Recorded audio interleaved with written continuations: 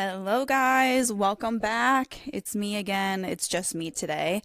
I'm popping on for a little solo episode today. It's just me. I don't have Mel or Marissa with me, which is kind of weird. Honestly, I've been really enjoying having people on with me to have kind of a conversation about it, and it makes it a lot more fun to edit. I'm sure for you guys, it makes it a lot more fun to listen to as well. But Mel's a busy girl. She works a lot. So I'm here today with just me.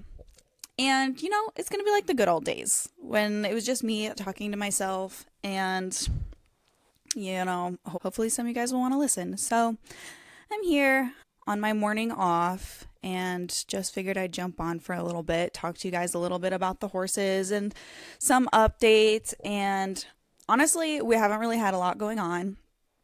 It's December. Hope everybody's having a good Christmas season. Hope everyone had a good Thanksgiving season. It went by really, really fast this year. And usually I feel like I have some time to kind of like soak in the Thanksgiving, Halloween, like all that stuff. But damn, I feel like this year it was like, yeah, it already happened and I don't even remember any of it. So now it's almost Christmas, and I actually am very proud of myself this year for how like on the ball I've been with Christmas shopping, cuz usually it's like 2 weeks before Christmas and I still have half my list of people to buy for, but this year I really got on it. I only have like a few other people to buy for, and um they're the hard ones, like like your brothers and your brother-in-laws and stuff that just like have everything they want because they just go buy it. Those are still the people that I have to shop for because I every year I run into like not knowing what to buy them. But yeah, I'm doing pretty good so far. So we haven't had a lot going on. This is kind of my time of year that things slow down. If you guys have watched me or listened to the pod for a while, you kind of know that like winter from like mid-November to I want to say March, mid-March is kind of our slow like time off. And I've learned to appreciate this a little more the last few years. Like I feel like when I was younger or when I first started my business, I would really like get restless and bored, which I still do find sometimes during the winter time because, just like I'm just a doer. I do things all the time. I am constantly staying busy. There's always something to work on outside. There's always horses to work with, always like riding to do. But the last few years, I've really been kind of just like, or the last couple years maybe, I've just been like exhausted by the time, fall comes. Or at least in the middle of the summer, sometimes I really like when we're going to shows for the lesson kids and we're doing these trail rides and like I'm constantly busy and going and working client horses that I get really tired. Um, and so when fall comes around, I'm kind of like, gosh, this is going to be so nice. In the next few weeks, we can just slow down and not have so much to do. So that's kind of where we're at. Horses are having their time off. I'm kind of having my time off, just working my other like little part-time jobs and stuff and just enjoying the slow season. So I think the horses really, it's good for them. They appreciate just like, because they work hard all summer and I don't give them enough credit, but like Sugar and BB and now it's going to be Freedom probably, and hopefully next year Ethel, like they work all summer long to give lessons and so that I have something to trail ride, spare horses for my friends to ride and stuff like that. So they deserve like just an off season. And like some people don't give their horses that at all, which I don't know. I guess it's kind of up to each person to decide like if they value that or not, but I personally value like giving our horses an off season to just relax, recover, and just be a horse for a while.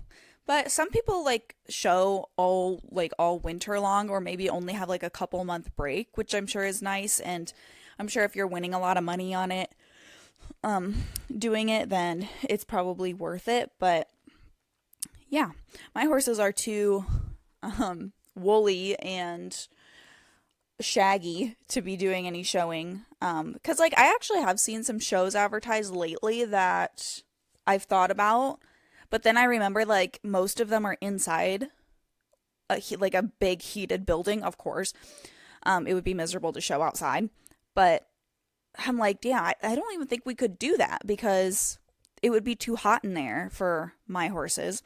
Um, because my horses don't wear blankets. They are just outside 24/7 naked. Actually, I shouldn't say that. I have a couple that will wear blankets sometimes, but like they get their completely natural winter coat. Big, thick, like long-haired winter coat. And I think if I even were to take them to a show at this time of year, like they would get too hot and colic or something, or just be miserable.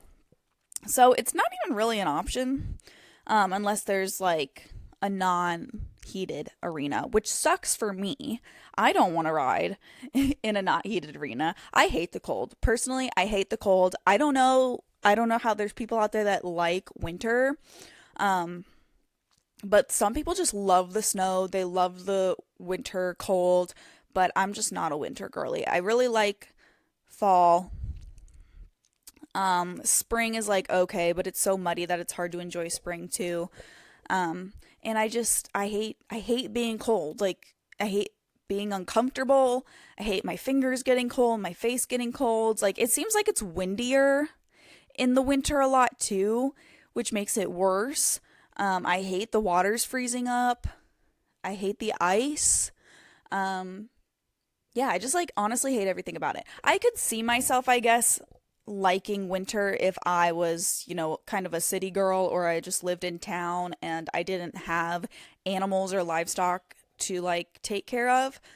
But I would say the majority of Midwesterners hate the winter time, but we keep living here for whatever reason. We just stay here and we keep living here even though half the month is miserable. Um but like if I was a town girl that just lived in town, like I didn't have a reason to be outside that much, and I could just enjoy like looking out the window and looking at the snow, maybe. But like now I look out the window, I look at the snow, and I'm like, oh my God, like, am I even going to be able to get out of my driveway tomorrow? Is my truck going to start? Is the tractor going to start? What's the plan? There has to be a plan all the time, and it sucks. Um, but yeah. Anyway, it's winter. I hope it goes by fast. But I do want to enjoy the Christmas season. I actually am okay with snow like the week before and after Christmas. Like just around the Christmas time, I'm okay with snow. After that, I don't want to see it. Get rid of it. But yeah, hope everybody is having a fun holiday season, enjoying themselves. But I do have a few updates to share with you guys just about the horses and stuff. So for those that maybe didn't see the latest vlog, also I haven't really been vlogging at all because we haven't really been doing anything. I have been making a little bit more horse videos on my TikTok. So if you guys want to follow that, my username is I think it's Trimes, which is TREIMSS, I believe, which used to be a nickname that we would get because my last name's Trimer. But anyways, I've been posting a bit more on my TikTok of just like little day-to-day things. So if you want to follow me over there, go for it. But I haven't been vlogging because we really haven't been doing a whole lot of anything. But the horses have some updates. So my last vlog that I made was me and Mel going to get a new horse, Misty, which was kind of just a pull on my heartstrings type thing. I talked about this in the last podcast episode too, so if you haven't listened to that, Misty is basically a rescue case that I went to get. She was just being given away because the owners were going to put her down, and they couldn't find a rescue that wanted to take her, which I get, like this time of year.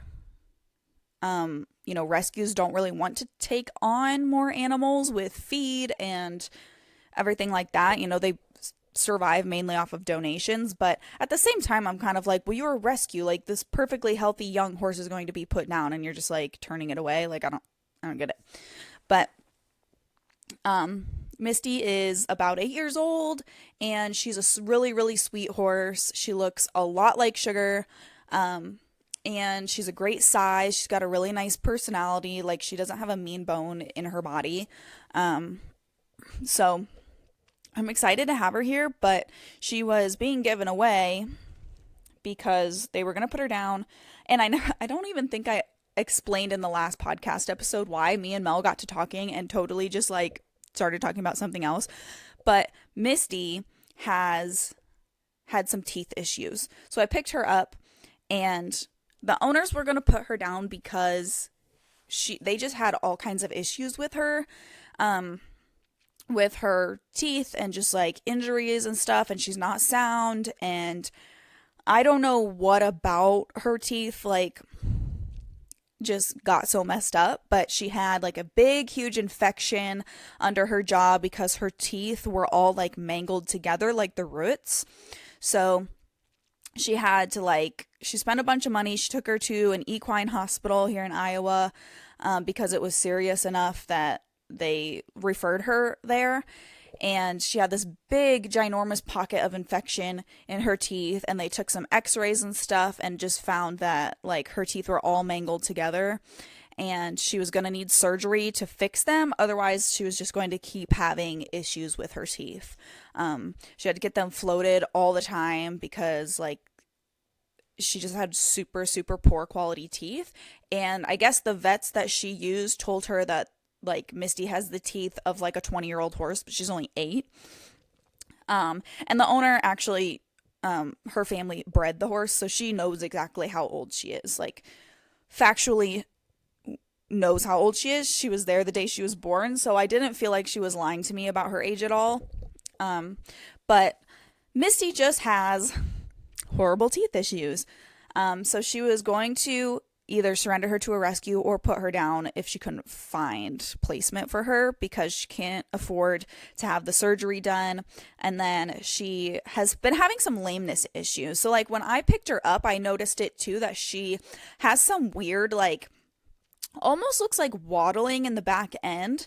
Like she kind of like swings her hind legs out to walk. Like clearly her gait is not right 100%. So she was giving her away as like, or rehoming her as not sound. She's not broke either, but not even like sound to be ridden. So I saw the horse on Facebook and pulled on my heartstrings a little bit.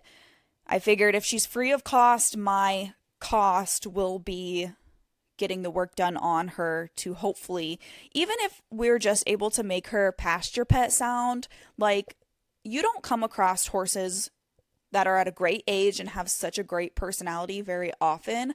I really value that in horses. Like I would value their personality over their breeding and their conformation and stuff any day. Like if you have a great horse that is willing to do anything for you and just likes to be around people, like that is such a great quality to have. So I went and got her. Me and Mel went and got her. So that was the last vlog. But I got her in for a vet appointment, which I filmed on my TikTok. I didn't go into detail, but I took Chance, Misty, and BB all to the vet a couple weeks ago. Misty, I needed to get her into my vet to get her teeth assessed. Chance is 2.5 years old and has still never had his teeth done, so I wanted to take him to get his first like float and get his, if he had any wolf teeth, get those out, get his teeth all kind of just assessed. And then BB just earned herself an honorary trip because she found something to stab her butt cheek on, and her leg was all swollen up, and that was a whole mess. But she went along as well. So So I took Chance and Misty to get their dentals done. Chance did great, and he is getting like his 3-year-old teeth in. You can see where he's like lost some of his teeth, and his more mature teeth are starting to come in, which is great. Everybody, like everyone that I talk to, like vets and farriers and stuff that come out to our place to see Chance, they're all convinced that he's not as old as what I'm telling them he is. Even though I've literally had him for 2 years, I've owned him for 2 years. Everyone thinks he's like a yearling, or thinks that when I got him, he was just like a newborn or something. And I'm like, no, like I've literally had him 2 years. And he was weaned when I got him. So he would be about 2.5 years old. I'm not lying. I swear. He was just neglected that bad that I do think he's like stunted. But anyway, so like his teeth show that he is coming 3 years old. So that's good. His teeth were in really good shape. There was nothing concerning about that. And we actually got some really good news with Misty's teeth. So I showed my vet the old x-ray that her previous owner gave me of like her teeth all mangled together and stuff. And then I showed him like under her jaw, she has that area, like you can see where the previous infection was, because there's like, you can see where it drained out and stuff. There's probably some scar tissue and stuff in there, but so I gave him the whole rundown of her teeth situation and that she's probably going to need surgery. And I just want you to get a good look at it, see what you think. And so he opened up her mouth, floated her teeth, and he actually was, I guess, pleasantly surprised. After looking at her x-ray, you can see the teeth that were infected and had the big pocket of infection under them, and those teeth are not in her mouth. So he opened it up and there's just a big gap of gum right there. He's like, they must have taken out these teeth, which would make sense if they were infected and she took Misty to the vet. They probably just pulled them. And so they're healed over really nicely. It's nice and smooth gum right there. She doesn't have any sensitivity. It's not like, gross looking in there. Like it healed over really nicely. And he said, actually, her other teeth look fine. Like they look normal. They're like in line, in place. And he is pretty certain what happened is when they took those 2 infected teeth out, that allowed more space for her other teeth to spread out and like position themselves normally, how they should have been in the first place, how normal teeth would look in the first place. So, after looking at her mouth, he's like, I don't see why she would need surgery at all, actually. Obviously, there's going to be less teeth on this side now, so she might need to be floated more regularly because this side of her mouth is going to be compensated. But having those other teeth removed has allowed more space in her mouth for her other teeth that were all cramped together to spread out and like actually position normally again. So I don't see why she would have to have surgery, honestly. If she's eating fine and like she keeps her weight, like I think she's fine. So he showed me her mouth. I stuck my hand in there, felt her gums and stuff, and then we looked at the old x-ray again versus like what her mouth looks on the inside like right now, and he really has no concerns for her teeth. So that was like really, really great news. I was like, oh my gosh. Like, so the whole thing, like she was going to be put down because her teeth are in such bad shape and she was going to need surgery on them, and her vets like wouldn't do the surgery because it was, it was too big of a task. And all along, like her teeth have been spreading out and like basically fixing themselves this whole time. Like she's going to be fine. And she almost like had the end of her life. She almost met the end of her life because of this whole teeth thing. And all along, like her teeth are going to be just fine. So I was like, gosh, I'm actually really glad that I went and picked her up and took her home, because I'm $150 into a teeth float. And I just found out that like her teeth are really not that concerning after all. So yeah, so that was really good news. I'm still gonna probably get her soundness assessed, because I would obviously break her out and use her, but I want to make sure that she's comfortable and she's sound for that. Honestly, since I've had her home, I haven't noticed her being unsound like I did when I picked her up. I saw that she clearly walked abnormally, but ever since she's been home, I really haven't noticed it or haven't seen her do it. So I don't know if it's like an intermittent thing, like she does it sometimes but not others, or what exactly, but I'll probably have a chiro out to see if she just needs adjusted or something like that. And then I also want to have the chiro out for Sugar anyway. I think she could benefit from some adjustments and stuff like that. So hopefully we'll do that over this winter and get her ready for next year, and hopefully we can get her started next year. She's such a sweet horse. Like, she's always coming up and checking things out and wants to be friendly and stuff like that. I've not seen her pin her ears one time since having her. She's actually super, super low, like the lowest in the herd. And her previous owner did tell me that, that even at the boarding facility, like, she was the lowest of low in the herd. And I can see that she literally, I've not seen her put her ears back a single time. Like, she just lets everybody beat her up and stuff. And so I was kind of worried, like, when she first came home. I put her out with Sugar and Luna and was like, we'll just see how the dynamic works. Luna is pretty nice to her. Sugar is actually the nasty one, and this is part of the reason that I want to get her, like, done with the chiro and probably get her more PEMF massage sessions next year and really just start cracking down on her comfortability. I think she probably needs to go on Previcox or something like that too, but Sugar is so nasty anymore. Like, she just, like, Misty will be standing like 10 feet from her, like, just standing there minding her own business, like sunbathing or whatever, and Sugar will see her there and just take off after her. And she's just like, just constantly ears pinned, like picking on somebody, like getting other horses out of her way, and she's just so nasty anymore. So I don't know what the deal is with that. Yeah. But I ended up putting Freedom out with that group because, like, the riding season is pretty much over, and, like, I was planning to move Freedom in with a group at some point. So I put her out with that group. She's worked her way into the middle, so she's above Misty. She'll push Misty around, but she won't push around Sugar and Luna. And, like, Luna is the boss of the group, but she's not nasty. Sugar does not mess with Luna, but Luna also, like, she'll share a hay pile with Misty. And, like, when she's tired of sharing, she'll tell Misty to go away, but she won't, like, take off after her. She won't kick or, like, bite, like, mouth wide open. Sugar, mouth wide open, bites and takes off after the other horses. So I don't know what the hell her deal is.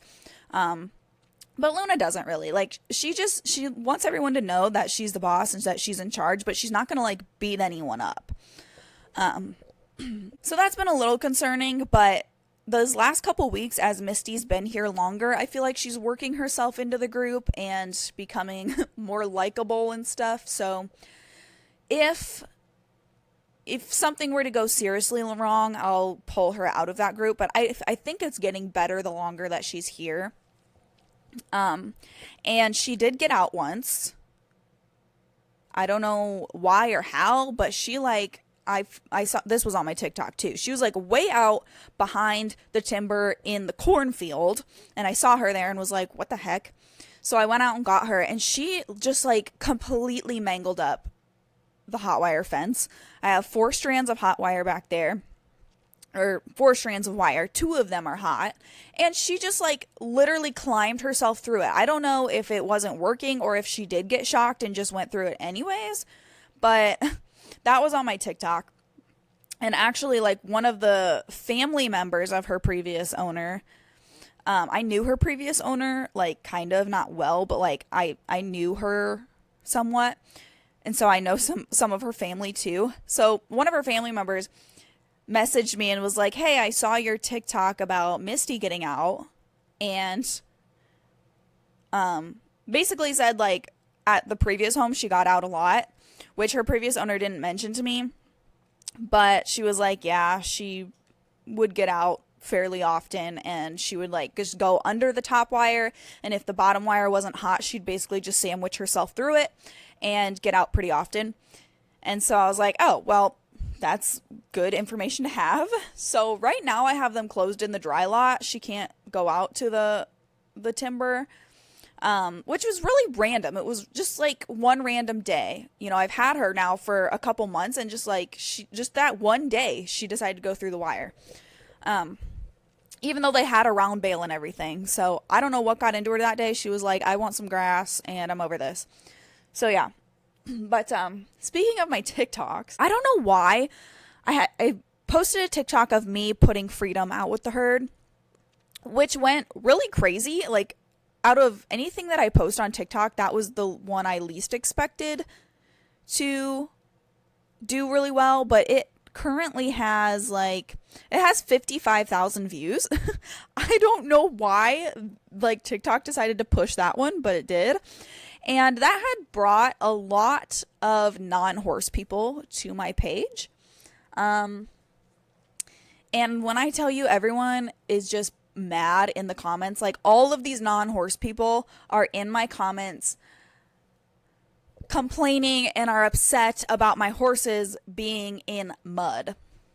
So that was actually part of the reason I wanted to get Freedom moved into another group, because her pen like was just getting really muddy and stuff, because it's fall here in Iowa. In the fall, we get a lot more like rain and cooler weather and stuff, and things get muddy and they just don't dry out as much. But oh my gosh, people are like, why is there perfectly green grass right on the other side of the fence, but your horses have to stand in mud? And I'm just like, oh my gosh, people, because that's my yard? Because it's my yard? And I don't know about the rest of the world, but I have not been able to afford to fence in my entire property to just let my horses in my yard 24/7 every time there's mud. And guess what? If I do that, then my yard will look the same as my horses' pens, and it will all turn to mud. So, like, picking the battles here. Like, yes, my horses have to be fenced in their own lots and in their own pastures. And sometimes mud happens. Like, it's not the end of the world. Nobody's gonna die. There's mud sometimes. And you know what? It rains, it gets muddy. Then we don't get rain for a week and the mud dries up. Give or take. Like, sometimes there's mud. And my horses also in the dry lot have the gate that is normally open. It's closed right now because Misty got out. But normally it's wide open, and the horses can go out into the timber and go wherever they so please whenever they want.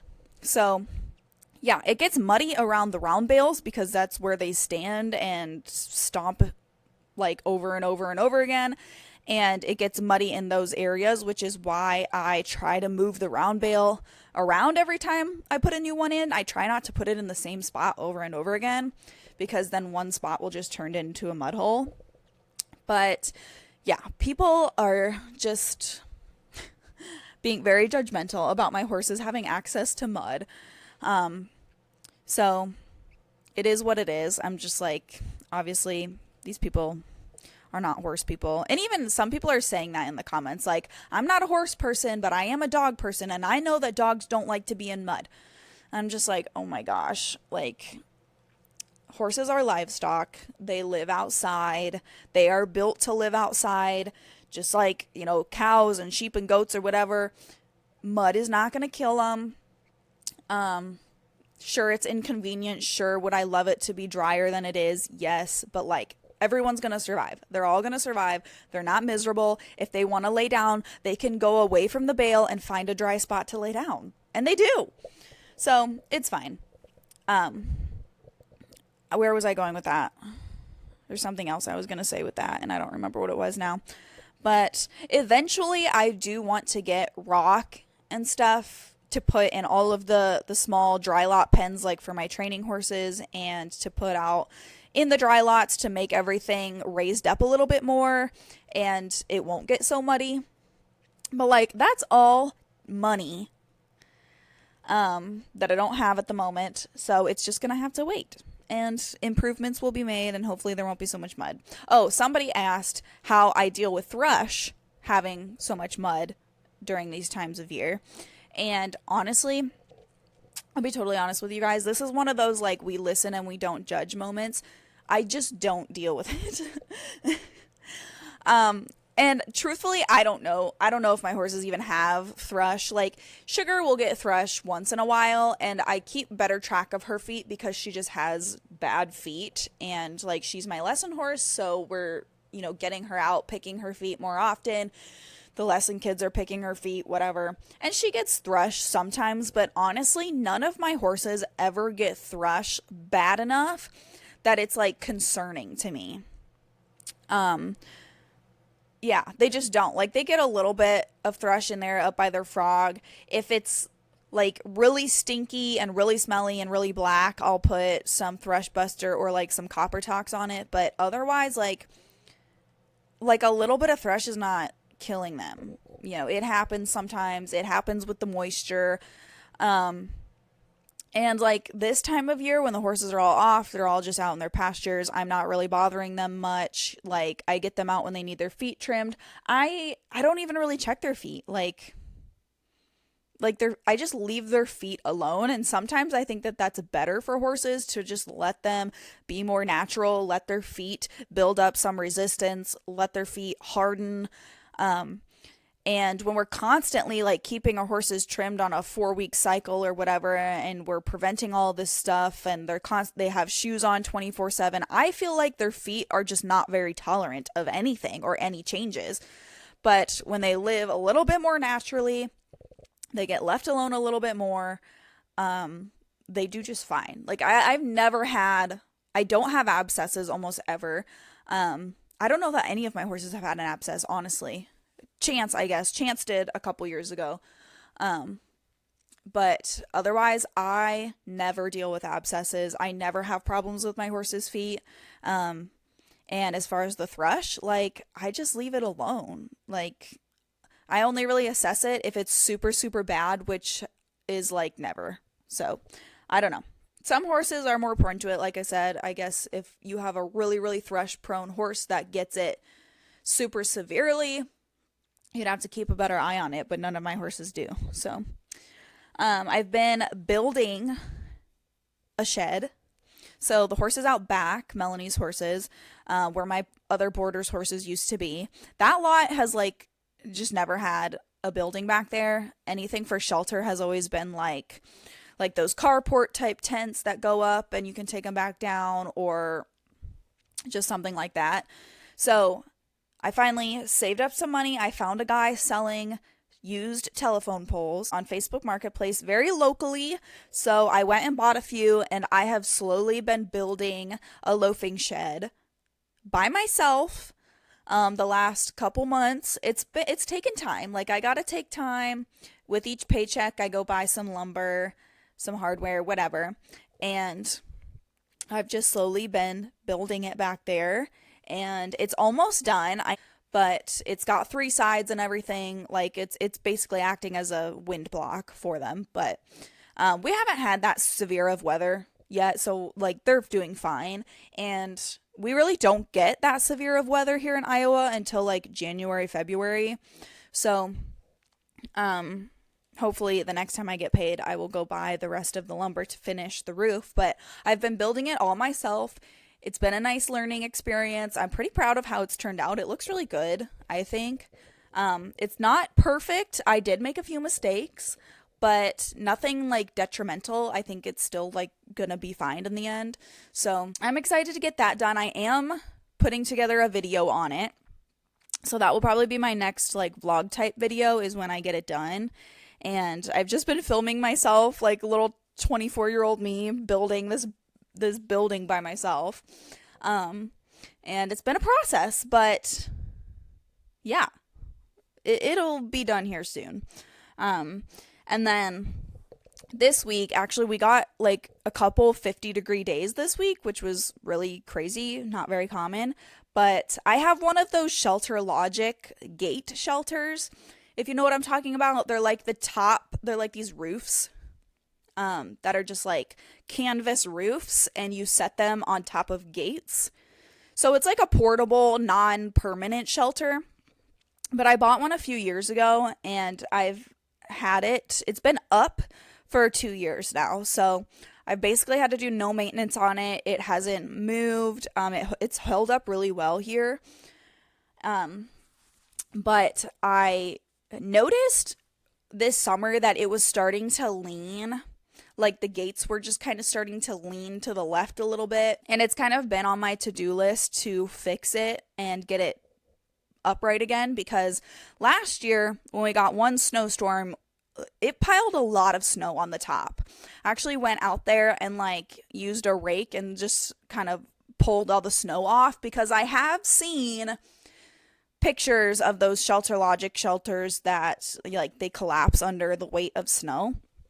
So I went out there and like pulled all the snow off, but I didn't want that to happen again this year and then it collapse, or the gates fall over or something like that. So it's been on my to-do list to go out there, which I did the other day. And Thomas helped me take the top off of it, off the gates, and I straightened the gates back out. I personally just used T-posts and pulled the gates back straight, put some more T-posts in and wired it to the T-posts. So hopefully it's good and strong and it's standing more upright now and it's going to be more stable. But I really wanted to do that before we got snow and before the ground was totally frozen, which I'm really glad we got these warm days, because the ground already was very frozen and I don't think I would have been able to do it if we didn't get those days where the ground could thaw out some. So yeah, just some little maintenance things lately around the farm. I really want to get rock. When I get rock for the dry lots, I also really want to put them in everybody's loafing sheds just so they don't get muddy in there. And just kind of build up the ground a little bit, so that it kind of slopes out and like it just doesn't get so like damp in there. Because I want that to be like a dry spot for them to go as well, an option for them. So yeah, that's kind of all the updates I have. It's not quite blanket season yet for the ones that I do have wear blankets sometimes. Really the only one that wears one consistently is BB, just because she is a hard keeper these days with her IMM. So we've had like the last couple weeks have been pretty cold, like I don't think they've been quite into the single digits yet, but they have definitely been to like 10, 11 degrees at night. And like I said, there hasn't been any severe weather lately, no like harsh wind or snowstorms or anything. So like I haven't blanketed her yet, but I'll probably start soon or whenever the weather gets bad. And I'm sure I'm going to probably leave one on Ethel this year too, just because she's old and she's a hard keeper. So I'll probably leave one on her too. Stella has been doing really good. She has gained a ton of weight back, and I think she's doing fine. So I probably won't blanket her. I'll just leave her be. But the two bays are probably gonna have to get blanketed. And that's fine. Like, I saw an article the other day about blanketing. Like, some people just want to debate every year about blanketing horses, and like I was talking about earlier in this episode about showing during the winter, like I get that those people blanket their horses and keep them inside under lights and stuff so that they don't get a really long coat, but they have to blanket their horses to still put them outside because obviously they have no coat to stay warm. So to keep those horses on a turnout, like they need to put something on them. And I get that. I get blanketing your old horses, your hard keepers and stuff. Like, I just don't blanket anybody without like a reason to blanket them. I don't blanket my healthy younger horses. I don't blanket the colts. I really want my colts to grow a nice, long, thick hair so that like the rest of their life, I'm not going to have to worry about them like not growing hair or whatever. There are some people that like just, they say they blanket their horses because their horses don't grow a good coat, and maybe there is some genetic reason for that, but honestly I think that a lot of it has to do with like if you blanket your horses from the time that they're young and forever, and every time like they don't have much of a coat yet and you just slap a blanket on them, then they're never really going to grow a good coat. Like Rojo, he has grown half the coat that everybody else. I think he's doing pretty good now, but like all fall everyone was growing their nice long coats, and he was still like slick as can be. But he wasn't shivering. He wasn't like standing in the shelter all day. Like, he gave me no evidence that he was cold at all. And so I'm like, I'm just gonna leave him. Like, he's fine. He'll get his winter coat in whenever he gets it in. And now he's fluffed up pretty good. But like, you know, just, I don't know. I don't baby my horses unless they give me proof that they're freezing cold or whatever, and that there's a reason or an issue that they need to have a blanket on. I'm pro non-blanket. Just leave them. They're fine. A couple years ago, before I had shelters in every lot, we did have a really bad storm. We had like a polar vortex or whatever you want to call it. Arctic blast. Every year there's like some really bad snowstorm that you get like negative 30, 40 degree weather, and there's a whole bunch of wind and stuff like that. That is usually the only time that I'll go put blankets on almost everybody. Just for those few days to get them through that really harsh weather. And if they don't have hay, I'll feed them hay multiple times a day if I can, as often as I can, just to keep their digestive system warm. And that's pretty much it. Sometimes even it's only just like a sheet, just to kind of keep some residual warmth on their body, keep them dry, stuff like that. But otherwise, I'm pretty all natural, other than just a couple. But like BB and Ethel, like, I haven't blanketed them this far in the season because I want them to grow their coat. I want them to have their really thick coat first, and then the blanket is just supplemental. It's just additional.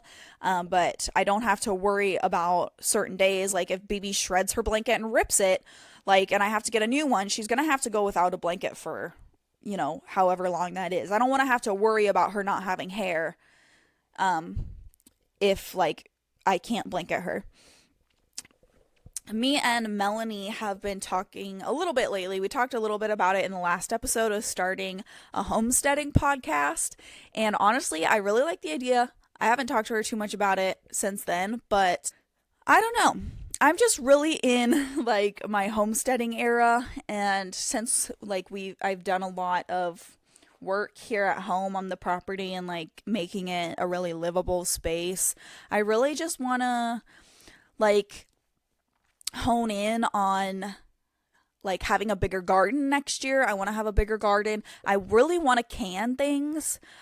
The problem is I don't have a lot of storage for canning, but I really want to can things. We obviously have our chickens. I would love to have more birds, more chickens, and like I would totally get ducks again and just have more of a flock. I'm not really big into making bread, but I totally would bake more bread.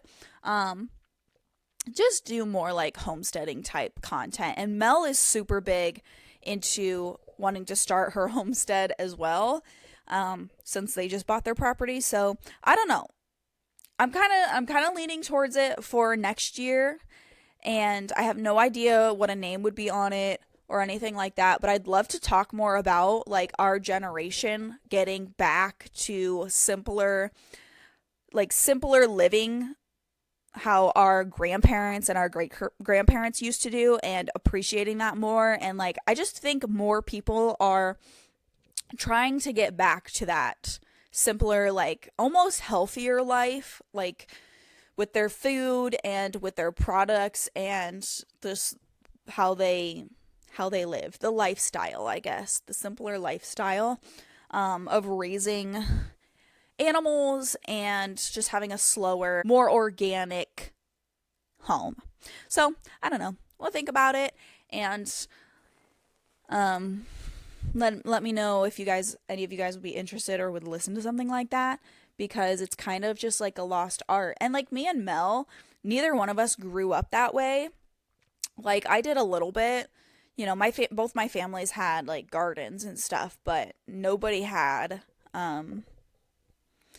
chickens, not until I was older, like chickens or any other really livestock or anything. So yeah, we're learning as we go, and I think a lot of other people are too, trying to learn as you go and don't know anything about where to start, or struggle with their farms and their properties like aren't aesthetically pleasing, or like they're not what you see on Pinterest or on TikTok these days, where everybody just has it together and they all look beautiful and it's so easy and stuff like that. Like, that's not the reality for a lot of people at all. And I think like we should talk about that more with the trend and the homesteading. Yeah, I guess just the trend coming more into style to be like homesteading and baking bread and stuff. It's not that easy, and it's not an easy job to have livestock at all, and it's not easy to learn these things when you don't have like family members to teach you, and you mess up a lot. And yeah, so we're learning as we go and making do with what we have for now, and hopefully we'll just keep getting better and better. But I don't know, I think it would be fun to talk about it and talk about learning, and hopefully you guys could share your advice and what you know about it.